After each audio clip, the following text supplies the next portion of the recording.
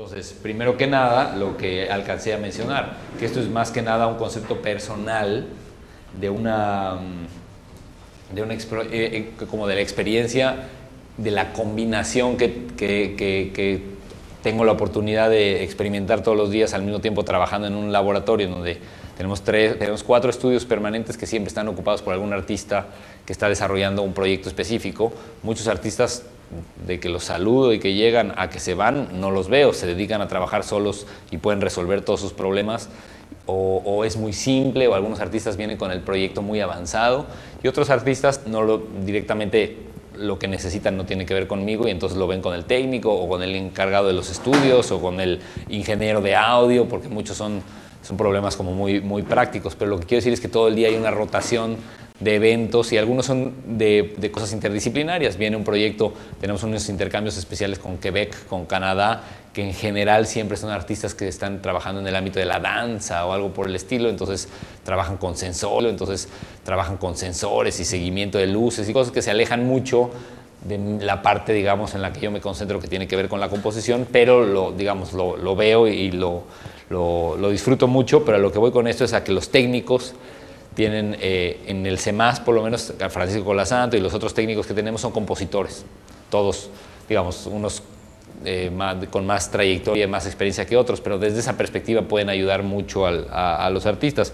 Pero todo lo que estoy comentando es eso, una experiencia personal que no tuve antes de trabajar en este centro, porque antes pues trabajaba yo en la composición y trabajaba con los intérpretes y se acabó, no aprendía desde el otro lado de la parte de implementación de las obras. Pero bueno, otra cosa que para mí es importante, que mencioné al principio del día de hoy y que recupero ahora, es que es esta, la segunda. La composición puramente instrumental o acusmática tienen, ¿cómo decirlo?, otras implicaciones y problemas particulares, pero en el proceso de planeación, análisis y diseño de las obras, tanto conceptual como práctico, es similar desde mi punto de vista en todo, que es con lo que comencé el día de hoy. No hay diferencia entre pensar los problemas que vas a resolver instrumentalmente a los que vas a resolver tecnológicamente. Es mi propuesta. Sé que, y hago mucho énfasis en ella, no porque sea muy importante, sino porque sé que es discutible, ¿no? Y como es algo que se puede discutir, me gusta conforme voy avanzando a lo largo del curso, ir poniendo sobre la mesa los puntos que según yo defienden esas ideas, ¿no? Y bueno, por supuesto el compositor e intérprete tienen que decidir entre este balance tan importante que hay entre la cantidad de tiempo y energía. Esto es una cuestión mía muy práctica que tiene que ver con una experiencia personal, invertidos en aprender la obra y en el uso de la tecnología, y deben saber sus límites en el uso de las herramientas para diseñar soluciones, y al mismo tiempo depende de ellos el nivel de profundidad en el que se involucran en la producción. ¿Qué quiere decir? Que esas piezas eventualmente se tienen que presentar, y muchas veces lo que acaba sucediendo cuando el compositor trabaja con un técnico es: se va a volver a tocar mi pieza, ¿no podrían ustedes mandar a alguien para que la podamos hacer?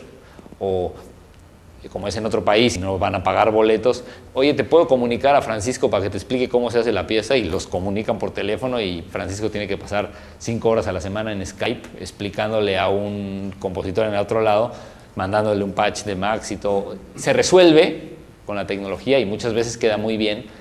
O nos ha pasado en proyectos más grandes, una ópera tecnológica con movimiento que acaba funcionando teóricamente bien porque la van a hacer en Estados Unidos y vamos todos una semana a Estados Unidos, y luego la van a hacer en donde vamos, y a la tercera vez que dices, bueno, ya está muy bien que yo vaya a todos lados, pero pues entonces se tiene que volver un trabajo, no nada más porque me lleves a Estados Unidos es suficiente, no puedo ir por el mundo tocando tu ópera porque también lo mío es un trabajo, el viaje no es suficiente, ¿me explico?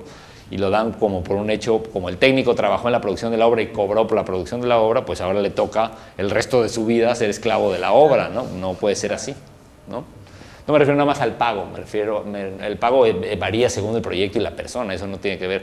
Me refiero a la relación en donde el técnico, la persona, se vuelve como si fuera el patch de Max.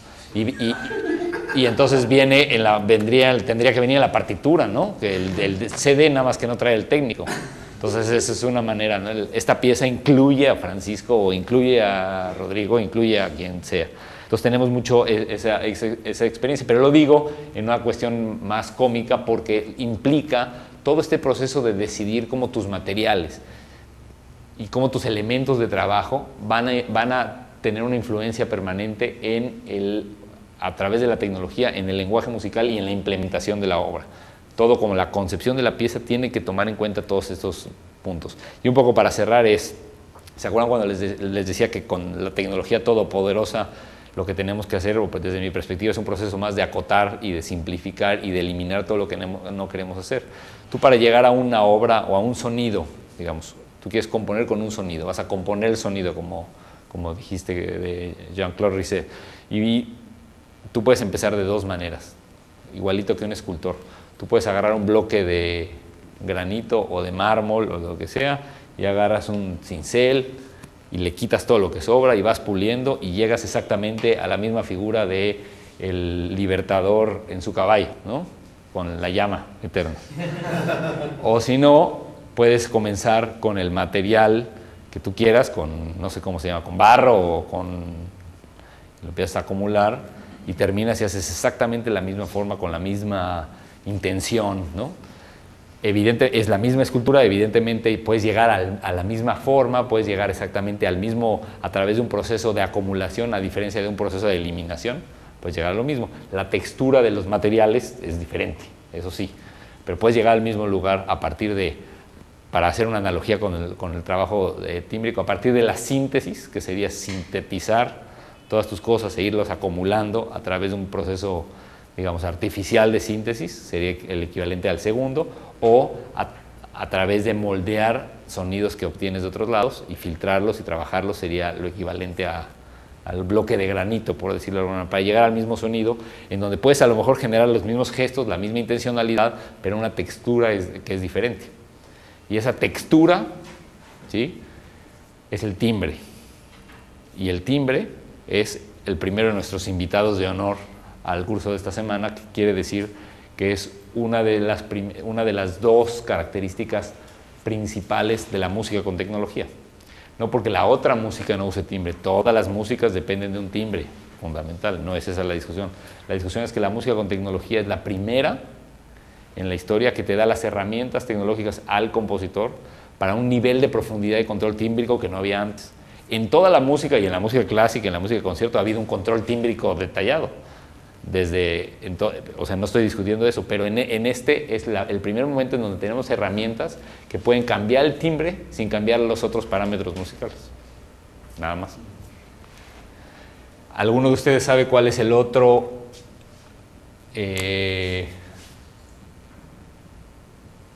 cuál podría ser la otra variable musical, digamos, particular de un lenguaje de música con tecnología o electroacústica? ¿Se les ocurre? Intensidad. Bueno, yo creo que hay dos importantes. Uno es el control del tiempo o de las duraciones. Otro es la capacidad de ingresar a micromundos, que no sé cómo se llama eso. Altura. El espacio. La duración es Acá está. la fuente de la que se Ok. ¿Alguna otra idea? ¿No? Entonces vamos por eliminación. Intensidad es ¿qué? ¿Volumen? ¿Dinámica? Dinámica. ¿Hay alguna otra música que utilice la dinámica y el volumen como parte integral de su... ¿Sí? Entonces no es única, digamos. No digo que no sea importante, al contrario, no tiene que ver, vamos a ir viendo esto durante la semana. Nada más quiero ver si el nivel de control es equivalente, digamos, con lo que te dan las herramientas tecnológicas. Sin una herramienta tecnológica, sin una herramienta digital, tienes la capacidad de un control dinámico completo, ¿no? Control de dos cosas: control del tiempo y control de la duración. Duraciones. O sea, lo que antiguamente se entendía por ritmo. Bueno, es diferente la duración, el ritmo, sí entiendo tú. O sea, a través del control de las duraciones, estructuras el ritmo. ¿no? Pero sí, tiene. Y entonces es única, fundamental y nunca se había logrado ese control antes de que apareciera las computadoras. Micromundos se refieren a lo que platicábamos antes de la capacidad de entrar en detalle. O sea, micromundos se refiere a lograr ese nivel de control sobre una variable. Entonces, micromundos no es una variable o parámetro musical, ¿no? La capacidad, o sea, es la posibilidad de utilizar la tecnología como microscopio del sonido, digámoslo así. Entonces estamos de acuerdo, pero no es una variable musical. No digo que esto no sea importante, pero no es una variable única. O sea, no es la única música que trabaja con el detalle, si lo quieres ver así, ¿no? Las alturas es la única música que depende de las alturas para funcionar. Todos estamos de acuerdo que no. El espacio, podría ser, un voto a favor. pero el problema, por ejemplo, que en la música tradicional hay uso del espacio a veces, ¿no? Por ejemplo, Es diferente que haya uso del espacio, también hay uso de las alturas en todas las músicas. Lo que quiero decir es que sea un elemento que solo puedes controlar a nivel microscópico y con mucho detalle en esta música. Es decir, la música popular depende, cuando tú escuchas la música popular, ¿necesitas entender su control del espacio para poderla seguir? no, pero bueno. Y en la electroacústica, ¿necesitas entender el espacio en las piezas espaciales para poderla seguir o no? No, a veces sí, a veces no. Depende. Depende de la obra. Siempre están compuestos espacialmente. Pero por ejemplo, Que son el 99.9% de las piezas. bueno, no, pongo un ejemplo, no sé, en la música puneña, en la música boliviana hay la tradición de tocar el sicuri y se toca y las melodías dialogando con el otro. O sea, no puede haber la misma melodía tocada por un solo instrumentista, entonces el efecto es de alguna manera estereofónico. Sí, y no confundir con el hecho de que haya un ejemplo que sucede. ¿Cuál es el ejemplo de la espacialización más importante que hay en la actualidad? La orquesta. No hay nada más espacial que la orquesta, ¿sí? Pero eso no hace que la música de Wagner ni siquiera sea espacial. Es el instrumento el que es espacial. Pero no tiene mucha asociación. Exactamente. En este caso, definitivamente el espacio es una característica particular. Pero si ellos dos se ponen así, o se ponen allá, o la oyes en un disco, la pieza, la estructura de la música funciona, se transmite. ¿Por qué? Porque cumple las otras variables, las alturas, las... ¿Ok? También en las iglesias, en los zapatos, ¿no? En la iglesia, creo. O sea, comunicaban de un solo coro a otro coro, ¿no? Sí. Con todos estos ejemplos, lo que estamos demostrando es que lo espacial es parte del lenguaje musical. ¿Estamos de acuerdo? Todos. De que no es propio de la música acusmática y que no apareció el espacio cuando apareció la computadora. Mi punto es si estarían de acuerdo con que la variable espacio tiene el nivel de control que tienes con el timbre. Es decir, tú puedes variar el espacio sin variar las demás características musicales en la música electroacústica. Sí. Yo venía por el... ¿Tú verías qué, perdón? Claro que el espacio Que sí. aunque la noción de control del espacio, tal vez el Beethoven, por ejemplo, cuando pone la trompeta o el piano, es el mismo criterio de control de la fuente contra el demás sonido, que sería más o menos una idea de música electroacústica, trabajar el espacio. O los cañones de Tchaikovsky en no sé dónde. Sí hay búsquedas, sobre todo con orquesta. En la música occidental de orquesta, porque también en la música tradicional de muchos países hay la búsqueda del espacio. Porque al final el elemento principal de transmisión del sonido, que es el aire, es el espacio, ¿no? Perdón, vi que alguien levantó la mano, pero nada más de reojo. No, yo hablé de la iglesia. Bueno, pero pensé que después de eso había... Cuando hablamos de espacio también hablamos de contexto, a ver, no solamente de manipular el espacio, sino de... Hablamos al contrario, no de manipular el espacio, sino solamente quiero hablar de que sea capaz, tenga el potencial de generar el discurso. Nada, yo lo que quería hacer es hay algo que se construye quizás, no sé, en el altiplano, ¿no? Que el espacio físico, ¿dónde está? En cierto punto forma la música, como que, no sé, agarro esta sicuriada y la llevo a Sheraton. Cambio el espacio, me va a cambiar la percepción seguramente. Sí, no, pero esa es otra aproximación, exacto, porque es el espacio físico, digamos, el entorno acústico, si lo quieres decir. Es otra cosa, eso es como Xenakis componiendo para la exposición, para una obra en específico, o sea, sí puede ser lo que se llama en inglés site specific, que quiere decir para un espacio particular con ciertas características. Eso sí, que es como arquitectura, estaría más cercano a la arquitectura que a cualquier otra cosa, pero yo lo que quiero establecer es el hecho de que el espacio es una de las dos variables musicales que por su potencial de control independiente con la tecnología ayudan a definir el lenguaje electroacústico. O sea, cuando una música trabaja de manera compleja con el espacio, las posibilidades de que sea música electroacústica son más amplias, si quieren verlas. Pero ¿no? Hay un disco, por ejemplo, de Pink Floyd, donde trabaja mucho la espacialidad. Sí, no, hay No, pero a un nivel bastante complejo. Sí, sin no duda. Es simplemente, digamos, dos emisores. Y hay el uso de tecnología. No, y en los Beatles también. El trabajo, digamos, y sí es importante. Para empezar, esto no es aislado, no salió de la nada el uso del espacio en los últimos años, pero el desarrollo pero Pink Floyd, digamos, por tratar de no estar de acuerdo con que es música electroacústica Pink Floyd, porque yo creo que sí es bastante cercano a la música electroacústica. Me refiero porque ellos usaron una especie de algoritmo similar al Cetera, por ejemplo. No me refería a técnicas como la de Phil Spector, ¿no? Que utilizaba digamos, la acústica en un determinado lugar para grabar sonido. Sí, no entiendo bien lo que dices, y sí es así, pero no es una característica, no sería la característica. Es decir, si escuchas hoy en día un movimiento espacial complejo, no dices es Pink Floyd. No está directamente relacionado con su lenguaje. Si escojas un timbre, un ritmo o una característica de música progresiva, a lo mejor dices, uy, eso es, vas a decir antes, lo vas a identificar antes con Pink Floyd que con Dennis Molly, ¿no? Es eso lo que yo quiero buscar. ¿Cuáles son los elementos que nos permiten hacer eso?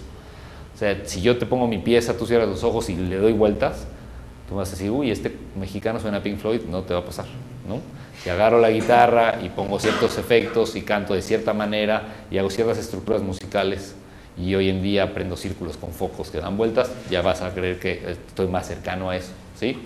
Es ese el ámbito de los elementos musicales que quiero identificar.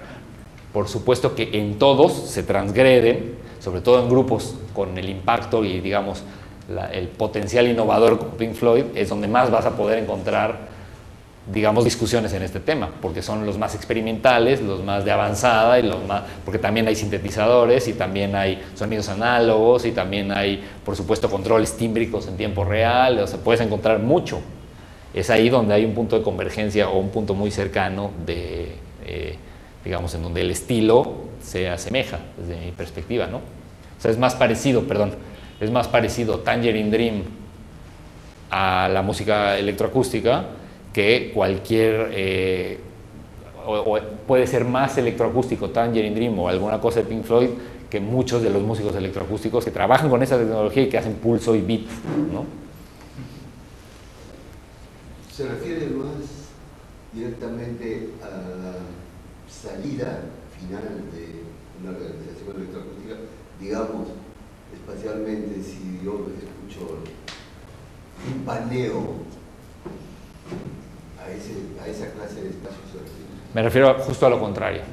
Me refiero justo al concepto de que el espacio define un lenguaje, justo lo opuesto. Porque si no, ahí es donde todos los demás ejemplos toman valor.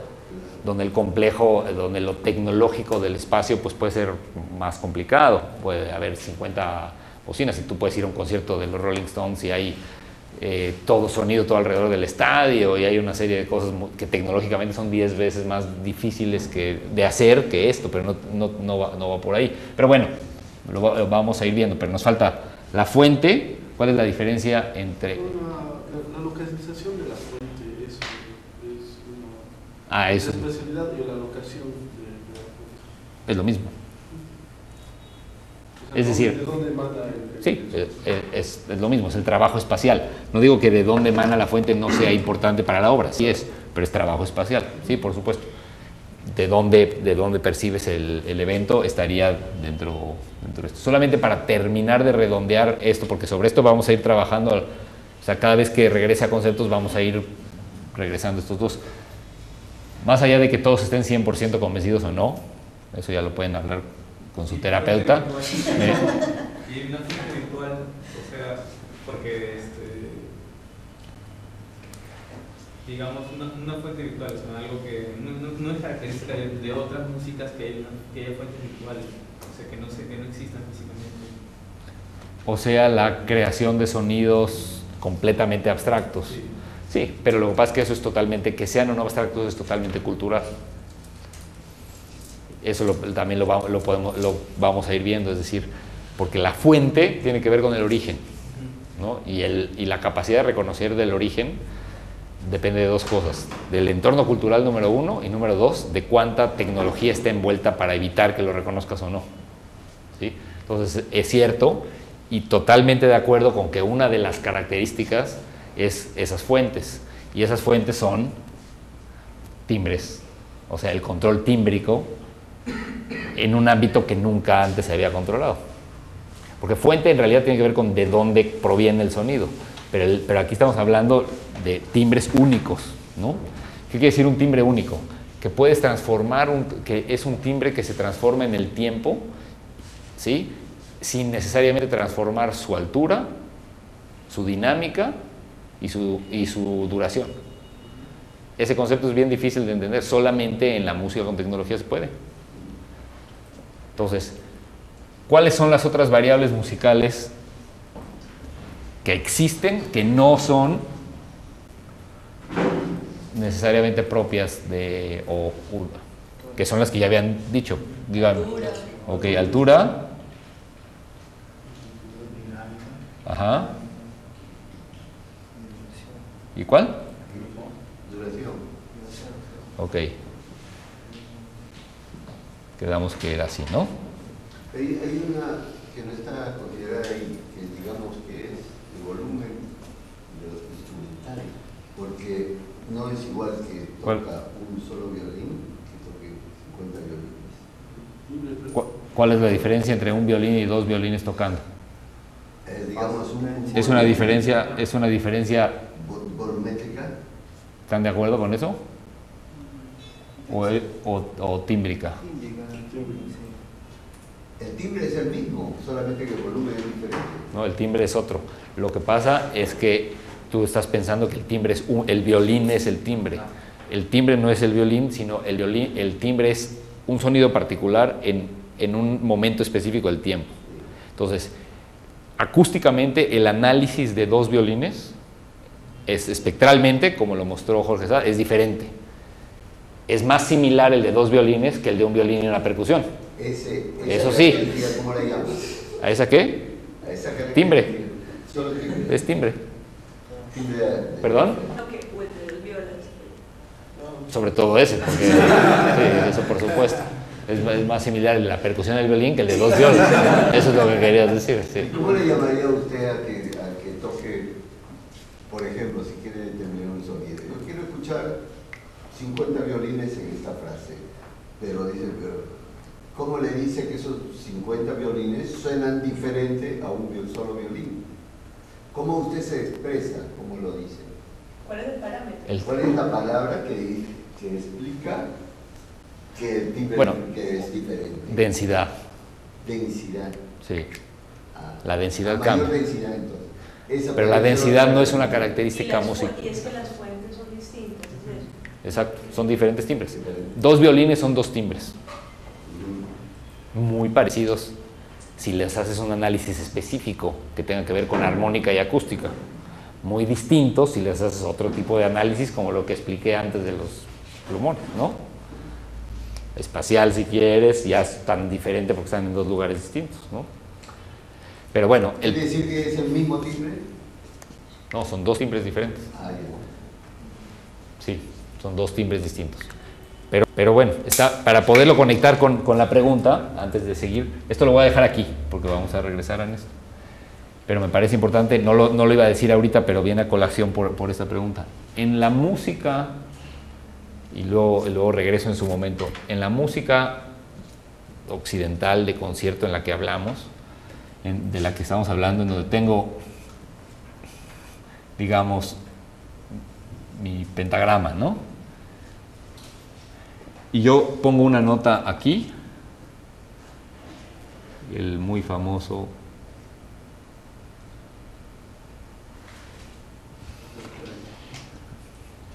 entonces tengo mi nota, la. ¿Podemos saber con esta grafía esta información? ¿Qué dice ahí abajo? Ritmo, la duración. Ah. Perdón. Sino mi refiero a mi grafía musical, si es mala, es mucho mejor que mi grafía de las letras. Eso ha quedado en evidencia y no es la primera vez. Pero eso pasa cuando uno está todo el día en la computadora, pierde otras capacidades, aunque en este caso no las pedí porque nunca las tuve.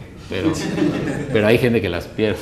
Entonces, el ritmo o la duración lo sabemos por la codificación. La última parte de esta clase hacia el miércoles tiene que ver con la codificación y decodificación de la música. Pero, entonces, sabemos la dinámica. En este caso, ¿sabemos la dinámica? No.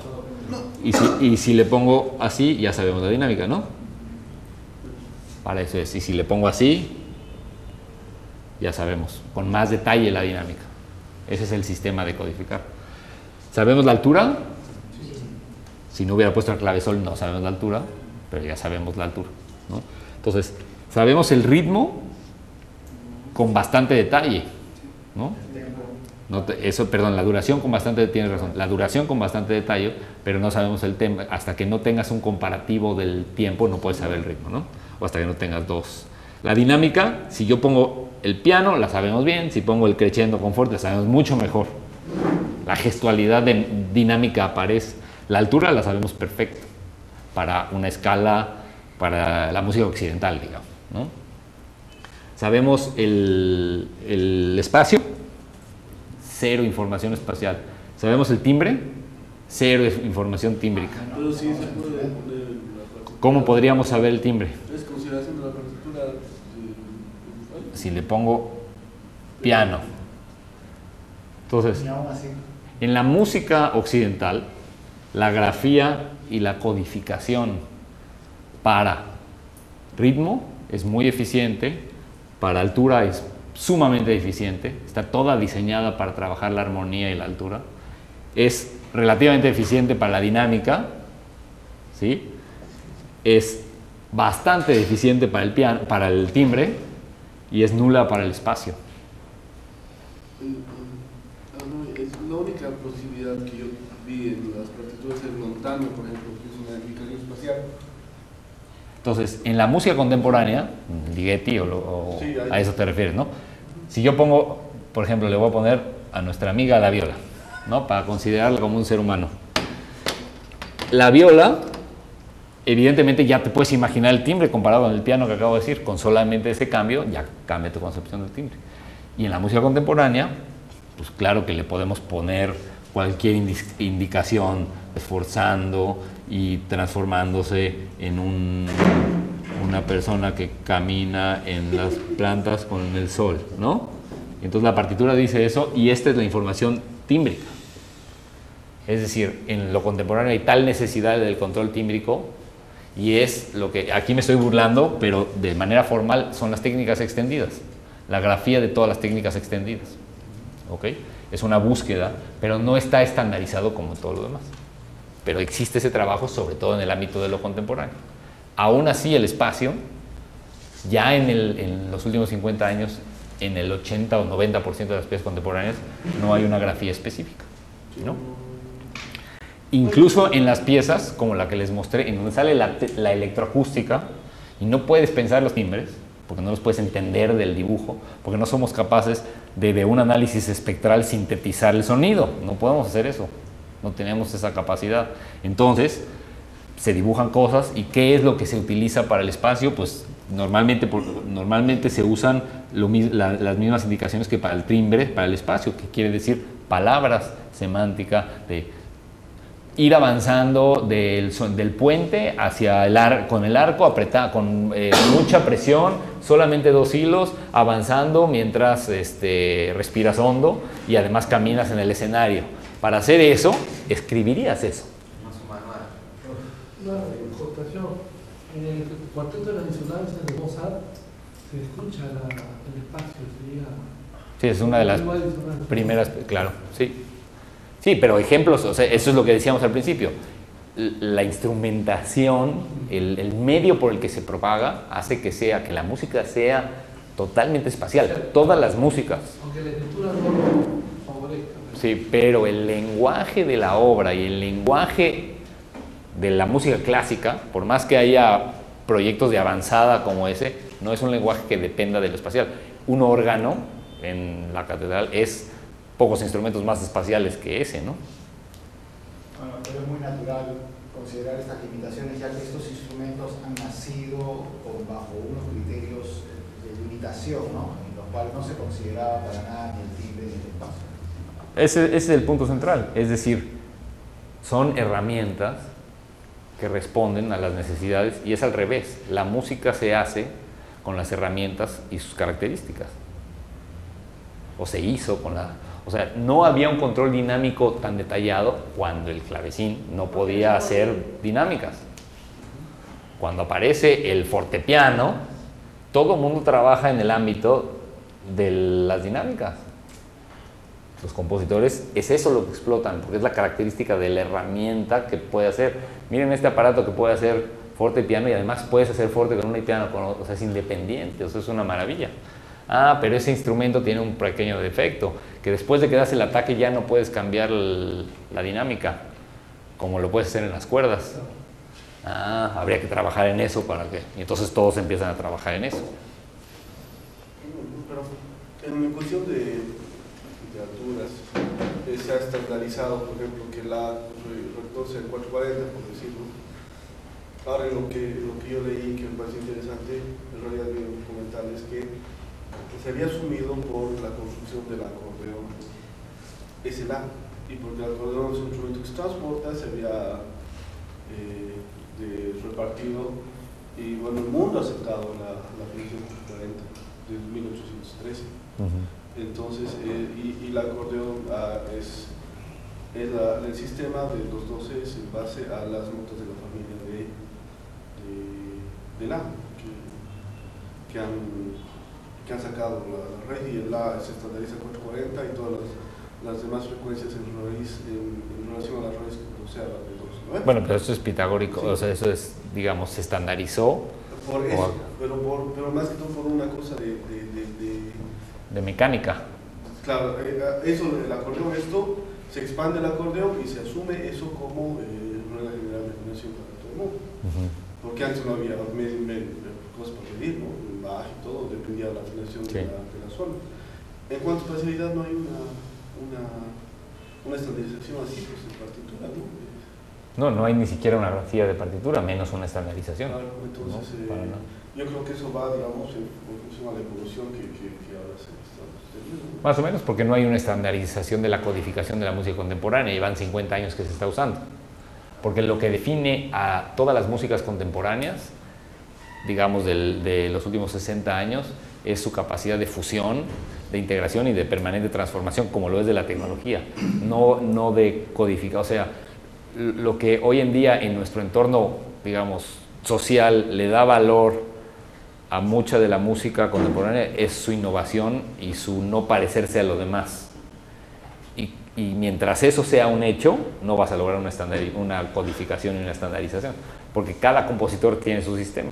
Y tú ves una partitura de Fernijo o ves una partitura de alta complejidad y es una obra de arte gráfico. Pero no necesariamente musicalmente el resultado es mejor ni peor que una pieza minimalista, ¿no? En cuanto a los gustos musicales. Gráficamente y desde el punto de vista de la codificación, probablemente Es más compleja, eso seguro, de hacer la partitura, sí, seguro, pero hasta ahí. Pero no vas a lograr una codificación porque hoy no puedes utilizar, no puedes meter en el mismo lugar a Philip Glass y a Fernijo con los mismos elementos de compongan con estas tres cosas, porque justamente el valor está en la diversidad y en la reconfiguración de los mismos elementos, cosa que antes no. En muchos periodos el valor está en, digamos, en el marco de las reglas, la variación, por decirlo de alguna manera, ¿no? Perdón, sí. Por lo que mencionaba, ¿no?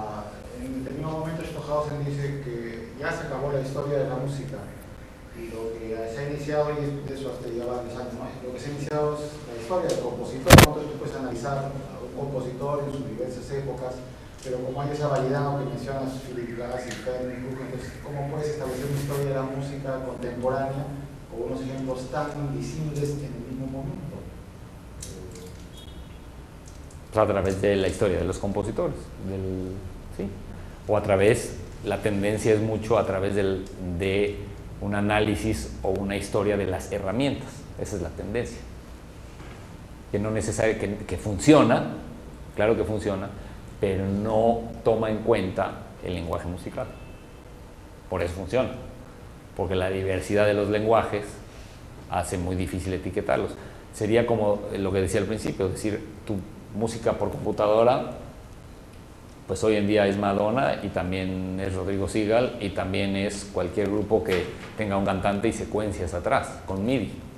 Entonces, evidentemente, eso no es un grupo, porque el lenguaje es muy distinto, pero sí todo cabe en música por computadora, eso definitivamente, ¿no? Bueno, vamos a oír un poco para... Y eso lo voy a dejar ahí porque vamos a estar... Pero bueno, las consideraciones finales.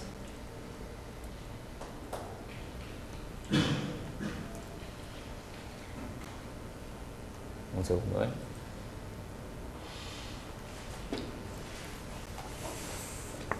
Es que no me acuerdo.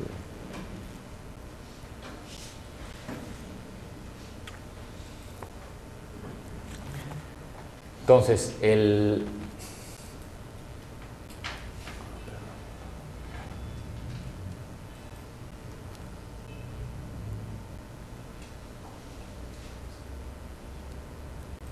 material sonoro y, digamos, la continuación de material para poderles poner un poco de un audio que me interesa. El compositor tiene entonces, después de todo lo que hemos platicado, la necesidad de encontrar maneras de crear un discurso musical coherente, que tenga sentido. Y esto surge, en realidad, de procesos analíticos o juicios sobre los materiales con los que quiere trabajar. A partir de esos juicios busca elementos en común, características de los materiales que puedan interconectarlos, ¿no? El proceso de crear una nueva pieza se convierte entonces en tener una paleta de materiales musicales a través de los cuales uno como compositor crea una red con ellos, los interconecta, los organiza, ¿no? Lo que en inglés se llama un network o una red. Y la relación de esta red, la definición de esta red es la definición de relaciones entre los sonidos, entre los elementos. Vamos a entrar a esto con cuidado. Un sonido puede ser parte de una red cuando tiene vínculos con otros elementos de esa red. Nosotros ya somos parte de una red porque nos forzaron a conocernos hoy, ¿no? A ustedes los forzaron a conocerme hoy. Ya no se pueden salvar de la red por unos días, pero ese es el vínculo. Ya eran una red antes de que yo interviniera, por supuesto, y antes algunos de ustedes probablemente pertenecían a una y algunos de ustedes no, o ustedes a otra y cada quien a la suya, ¿no? Eso no necesariamente hace que la red a la que tú perteneces ya sea mi misma red, pero si trabajara en esos vínculos se podría convertir en ella, ¿no? Podríamos extenderlo. Entonces, pero esa es la definición de red, es importante. Una red puede ser definida como un grupo de relaciones. Y un sonido puede ser parte de una red, o un elemento sonoro musical puede ser parte de una red cuando tiene múltiples elementos vinculatorios. No nada más uno, sino más de uno, dos o más. Entonces, el lenguaje puede ser visto desde una perspectiva macro o desde una perspectiva más amplia, como tendencias que van más allá de obras en particular. El lenguaje musical de un compositor no se define o es identificable por el análisis de una pieza, sino de tendencias, patrones, de diseños, de vinculación de ideas a través de varias obras. También el lenguaje va evolucionando, por supuesto, pero para entenderlo, lo que quiero decir es que el lenguaje musical lo puedes ver en una obra, pero también lo puedes entender en una vida, si lo quieres ver así, en la historia de un compositor, ¿no? Eso es, o sea, lo puedes ver de una macro perspectiva, pero también por el otro lado, el lenguaje a un nivel de micro perspectiva se utiliza para crear ideas que cumplen con las reglas de una pieza en particular. No necesariamente los compositores usamos las mismas reglas en dos diferentes piezas siempre.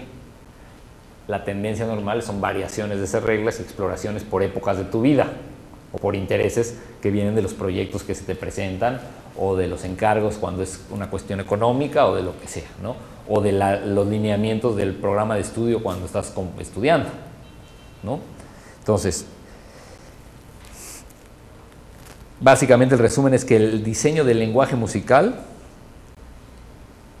está conducido por las necesidades específicas de su usuario. Eso digo yo, aquí. Página 17, quinto renglón. El proceso comienza con la elección de materiales y un análisis personal del potencial que tienen para uno esos materiales. El lenguaje en sí mismo emerge de este proceso inicial, que es en el ámbito conceptual de los materiales. No estamos hablando todavía de poner ninguna nota, ni siquiera de elegir un instrumento, nada de eso. Entonces, el lenguaje emerge de este proceso inicial de juicio y de comprensión y análisis de tus materiales, de tus ideas. De esta manera se puede decir que la selección del material está influenciada por el diseño del lenguaje. Que la selección del material está influenciada por el lenguaje que estás creando y viceversa. Quiere decir que esos materiales tienen ya un elemento vinculatorio. Yo diría que cualquier material, mi propuesta es que justamente los materiales no tienen en sí mismo elementos vinculatorios, sino que uno los inventa. Unos son más evidentes, más literales, más obvios, más fáciles de descubrir que otros. Entonces, pero que el diseño de esos puentes, el diseño de esos materiales vinculatorios es componer. El acto de componer puede ser considerado como una manera de definir principios de orden de los materiales. El acto de componer podría ser considerado como una manera de definir principios de orden de los materiales.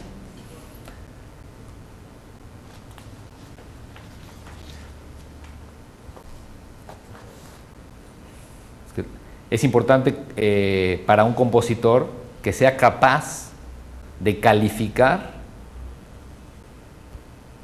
sus decisiones y sus materiales y entender los resultados que producen para ir tomando sus decisiones.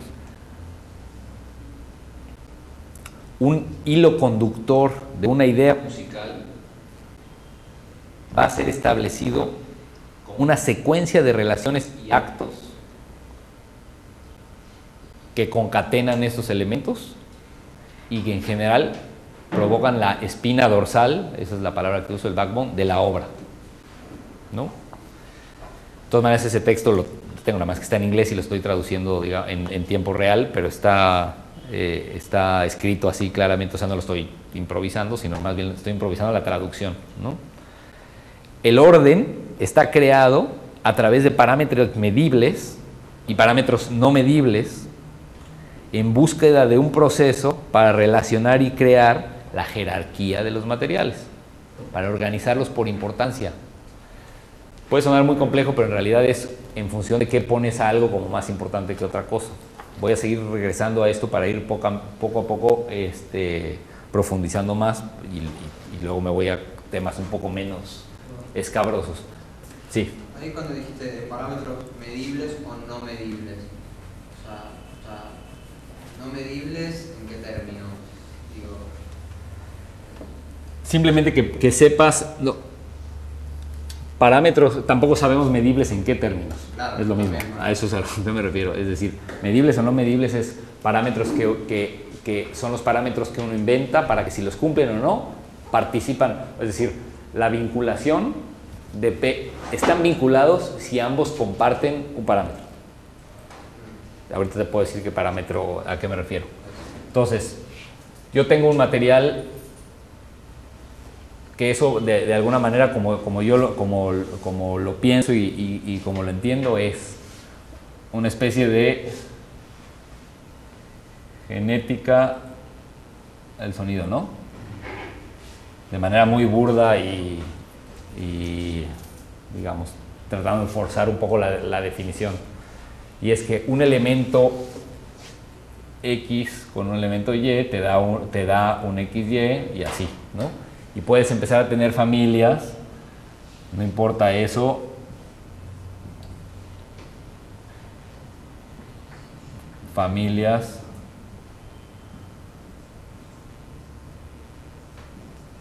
que después se empiezan a vincular entre sí. Entonces, podrías tener, no sé, tú haces tus reglas de qué es lo que pasa. Yo decidí que X y Y da X y Y, pero tú XY, XX, pues a lo mejor te da XX en una ocasión y en otra ocasión te da XY, dependiendo. Te daría probablemente en 3 de cada 4 te daría esta y en 1 de cada 4 te daría esta. Eso me lo inventé ahorita, estoy inventando una manera de graficar cómo se podrían combinar. Después, esta sería lo mismo, ¿no? XX, aquí tendrías, pues una vez tendrías esto, una vez tendrías esto, y de vez en cuando tendrías esto, ¿no? Y así. Ahora, estos elementos, cada uno de estos, y con todo lo que pasa en su familia, es una característica del sonido. Puede ser un ataque corto de muy bajo volumen, o sea, esto. Entonces tiene esta característica que esta puede ser una reverberación de 3 segundos, entonces no la puedo hacer aquí, pero sería esto más su reverberación. Por supuesto, aquí entonces tendrías exactamente lo mismo y aquí tendrías nada más un ataque corto sin reverberación. ¿Ok? La tecnología te permite hacer esas combinaciones genéticas de sonido piratas fácilmente, ¿no? Un programa como el SPIR te permite hacerlo muy fácilmente en el ámbito espectral, muy fácilmente, o el Audiosculpt, por ejemplo, por hablar el SPIR, porque digamos es software abierto. El Audiosculpt que es de paga, pero digamos ampliamente utilizado y bastante fácil de adquirir. Son programas que trabajan en el ámbito espectral y que te permiten hacer eso, como otros, ¿no? Pero el SPIR es por mucho el más abierto, el más conocido ahora. Pues poco a poco encuentras elementos de los sonidos que pueden entre sí crear familias. Y aquí es donde vamos a ir empezando a hablar de este tema del material sonoro. Pero, ¿qué quiere decir cuando no tienes suficiente variabilidad genética que te salen con cola los niños? No hay de otra, no puedes, ¿no? O sea, ya los hijos son tontos, pues, a fuerzas, porque no hay la posibilidad, tienes que introducir material genético adicional. Si no, no hay esa posibilidad de crear, de transformar. Entonces, el origen genético de tu trabajo es fundamental. La virtud que tenemos es que como justamente no estamos en el ámbito de la biología y ya metes la pata como el doctor Moreau, digamos, tienes la posibilidad siempre de medir, entender y con la tecnología introducir una nueva variable genética que te da toda una alternativa, o decir, pero 3 días después de una semana de trabajar, dices, no, es que si la reverberación dura un poco más, cuando lo pongo aquí se va a conectar con esto y en un ratito ya todo parece que funciona. O sea, puedes mover la genética de reversa, cosa que no puedes hacer en la realidad, eso es lo que quiero decir, ¿no? Pero el concepto es lo que a mí me parece interesante, porque esa equivalencia o esa analogía que estoy mostrando de manera forzada tiene que ver con cómo creas tu material y cómo obtienes elementos suficientemente diversos para tener posibilidades creativas atractivas sin un descontrol absoluto. Desde mi perspectiva, todos los elementos utilizados deberían de tener una vinculación genética. Es decir, yo tendría como compositor que poderle demostrar, entre comillas, a cualquiera de ustedes este sonido, cómo es su árbol genealógico para llegar al papá. Si quisiera que fuera coherente lo que estoy diciendo. Y ese árbol genealógico es como está vinculado, ¿ok? Evidentemente. Ahora, entonces, la manera más directa y fácil de vincularlos es a través de las variables musicales, que dijimos que eran timbre,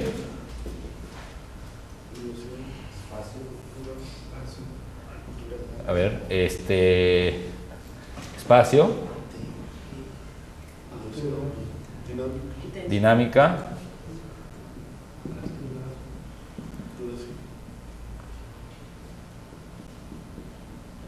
y me falta ritmo, duración, ¿no?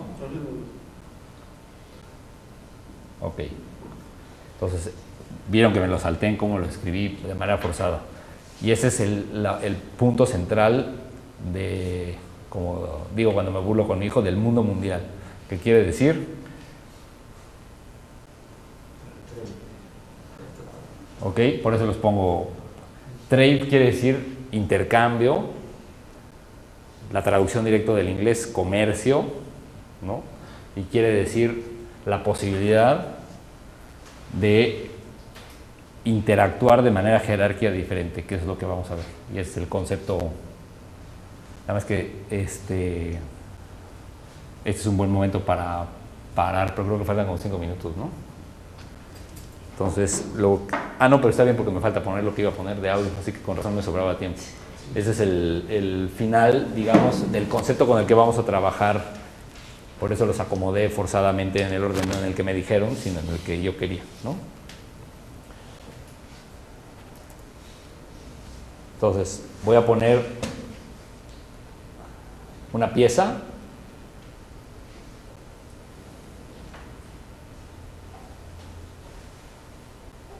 Un fragmento de una pieza que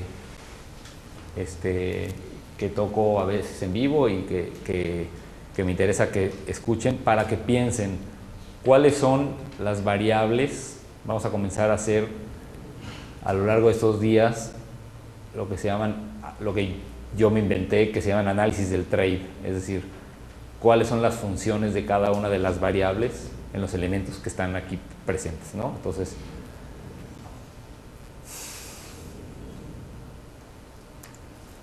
un momento.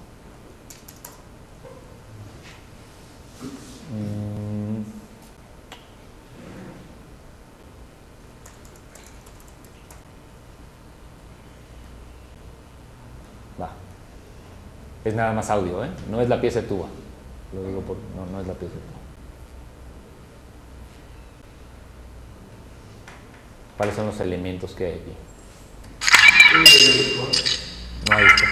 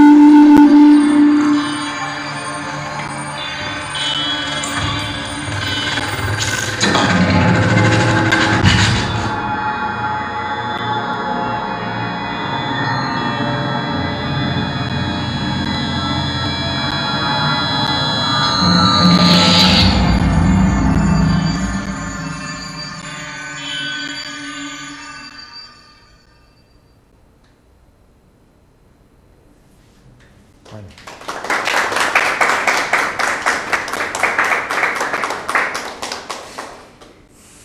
Seguimos ahorita, después de un...